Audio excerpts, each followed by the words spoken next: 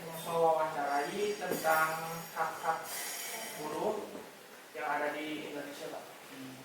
Sebelumnya perkenalkan, nama saya Safir Al-Jani. Perkenalkan, nama saya Ananda Raffi Ramadan. Saya Asita di sini. Jadi sebenarnya kami ada beberapa anggota lagi Pak, cuma memang yang lain berhalangan hadir dan buat memaksimalkan waktu juga, jadi yang seadanya aja. Dan mungkin sebelum masuk ke topik, saya mungkin nanya dulu kali ya Pak. Sudah sejauh ini ada udah banyak laporan di sejauh 2025 ini gitu kan. Udah banyak laporan dari terkait tentang pelanggaran hak buruh yang terjadi mungkin di daerah Karawang khususnya gitu loh. Iya. Baik, bismillahirrahmanirrahim. Assalamualaikum warahmatullahi wabarakatuh. Waalaikumsalam warahmatullahi wabarakatuh. Salam alhamdulillah semua.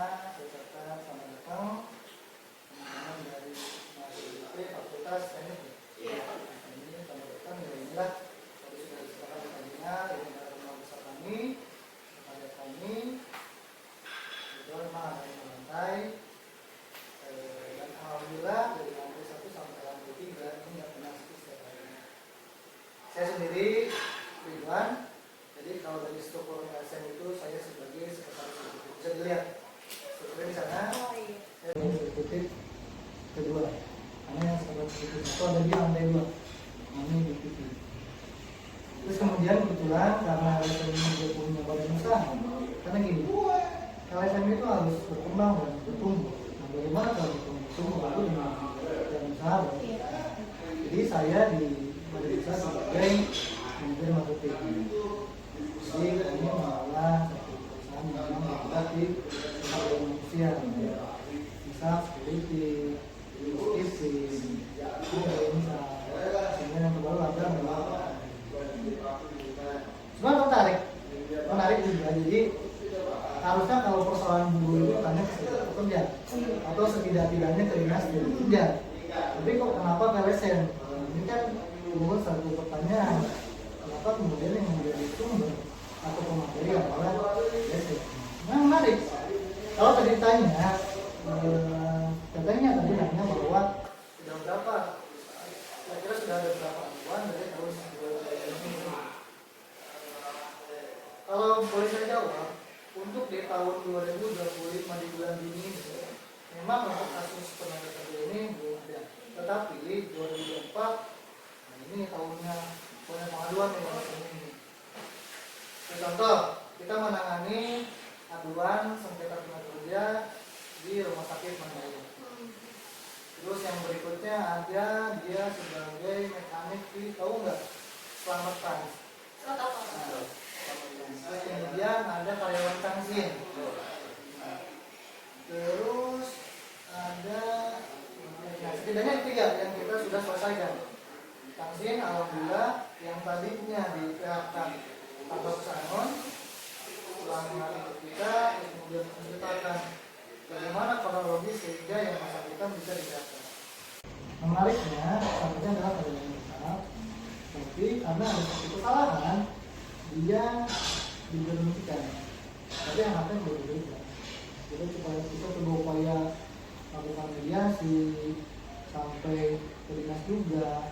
Karena alhamdulillah dari dinas itu turun nota anjuran bahwa rumah sakit harus membayarkan sana.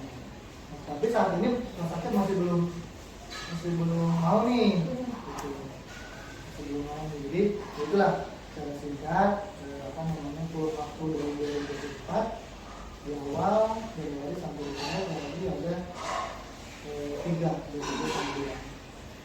Kalau di 2025 kita sebenarnya tentang kasus pidana sih, kayak kekerasan seksual. Terus kemudian kemarin itu di hari Jumat ada KDRT. Nah itu sih yang secara singkat yang saya jelaskan. Terus kemudian ada apa lagi? Kalau dalam pengidentifikasian kasusnya sendiri nih Pak, misalnya ada yang melapor segala macam gitu kan, gimana sih cara mengidentifikasinya bahwa oh ini tuh kasusnya emang pelanggaran hak buruh atau bukan gitu?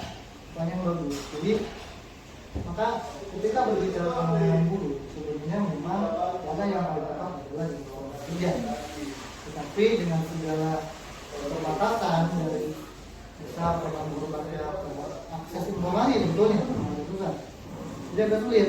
Makanya tidak heran bahwa LSM sekarang menjadi sarana atau wadah tempat mengadu. Terus kemudian tadi pertanyaannya, kira-kira bagaimana mengidentifikasi ini sebagai suatu sengketa kan itu. Nah, teman-teman perlu ketahui, kita di sini menerima aduan itu tidak serta-merta.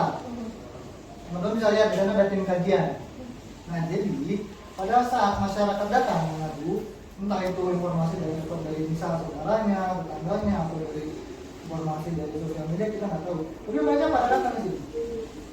Datang ke sini, kemudian menceritakan secara lisan dulu. Setelah kami rasa ini masuk ke ranah sengketa, kita akan membuatkan tawaran kepada masyarakat untuk membuat laporan secara tertulis, laporan pengaduan, karena itu menjadi dasar kita buat memproses ke depan. Tadi kan Bapak bertanya nih, kenapa kita datang ke sini dan bukan ke dinas tenaga kerja? Ya. Karena sebanyak yang kita tahu kalau masuk ke dinas ketenaga kerja, mentok-mentok paling cuma aduannya dicatat doang gitu kan. Jarang banget penyelesaiannya secara internal gitu kan. Jadi sebenarnya menurut Bapak nih, hukum ketenaga kerjaan di Indonesia itu sudah cukup melindungi pekerja gak sih? Menarik memang, karena kebetulan saya sebelum dari sini sebenarnya aktif di lembaga sedang berdiri, jadi tahu mana. Kan sekarang ada undang-undang nomor 6 2023 yang dulu namanya undang-undang kerja. Sebelum itu ada undang-undang 13 2003. Nah, isu perubahan undang-undang itu dari zaman Presiden Pak SBY itu sudah ada perubahan ini perubahan itu, tapi tidak pernah direalisasi. Nah, menarik pada saat pemerintahan waktu itu Pak Jokowi, bukan hanya satu undang-undang dulu kalau yang dengan omnibus law itu ya, 70 undang-undang, satu undang-undang dijadikan satu undang-undang bagi hukum. Bayangkan saja, akan menjadi tumpang tindih. Ya, jadi kalau tadi tanya, bagaimana sih hukum ketenagakerjaan di Indonesia saat ini? Ya, saya kan buat berpendapat secara pribadi ya, dengan pandangan-pandangannya. Ya, dalam sektor tertentu, contoh perbedaan antara undang-undang, kalau kita buat metrik ya nih, undang-undang sebelumnya maupun sekarang, kira-kira kan kita harus bagi dulu nih apa elemennya apa aja nih, misalkan soal tentang apa namanya kesejahteraannya, terus kira lebih baik kalau dulu kan undang-undang 13 sudah pemerintah dalam hal sudah benar-benar melindungi. Nah, kemudian berubah menjadi undang-undang 36 tahun 2023. Ini ada perubahan yang bergeser nih. Yang dulunya kontrak itu paling maksimal 2 tahun boleh diperpanjang maksimal 1 tahun 3 tahun. Undang-undang sekarang tadinya boleh 5 tahun dan boleh diperpanjang 1 kali. Tadi yang sama 5 tahun, tapi alhamdulillah dibertahan oleh putusan MK yang baru. Jadi 5 tahun, artinya sudah ada gap. Kontrak bisa dikerjakan 5 tahun dengan sekarang. Yang dulu 3 tahun maksimal. Artinya peluang menjadi karyawan tetap lebih banyak di undang-undang sebelumnya dong. Itu. Apa sih Pak harapan Anda terhadap peran masyarakat sipil dan mahasiswa dalam memperjuangkan keadilan bagi buruh? Ya, tentu saya pribadi mengeluarkan besar kepada mahasiswa sebagai agent of change-nya, ya enggak, agen perubahan. Jadi kan teman-teman nanti lulus itu apakah memang nanti jadi pekerja atau jadi bahan perusahaan atau mungkin jadi pengusaha. Nah, kan semua itu kan teman-teman bisa mempunyai andil di masing-masing bagian itu.